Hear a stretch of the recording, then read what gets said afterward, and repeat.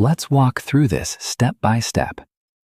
Bitcoin's pulled back after testing higher resistance around 82,500, but we've still got that strong underlying bid from ETF inflows. Let me break down the key levels we're watching here. Support is sitting at $78,000, which lines up perfectly with that 21-week EMA. That's our line in the sand right now. Above us, we've got 80,000 as the main battleground, and 82,500 acting as immediate resistance where we just got rejected. Now let's talk volume and positioning, because this is where it gets interesting. We're seeing a real tug of war here. On the bullish side, spot Bitcoin ETFs just logged their 6th straight week of net inflows, first time in 9 months. That's $3.4 billion since early April, showing serious institutional demand. But here's the thing, we ended the week with some nasty outflows, over $400 million, which snapped that 5-day streak and caused this pullback from recent highs. The positioning data tells a story too.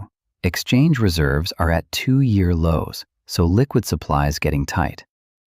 New whales have an average cost basis around $80,300, so if we hold above that, they're incentivized to diamond hand for higher targets. Plus, funding rates just dropped to multi-year lows, which historically sets up for short squeezes. On the flip side, miners have been taking profits, dumping about 3,400 Bitcoin since April 7th. RSI's flashing overbought signals after that 36% rally from 60,000. We're also seeing some resistance in that 84,000 to 92,000 cluster, where more profit-taking could kick in. Looking at the liquidation map, there's dense short positioning between 82 and 83,000.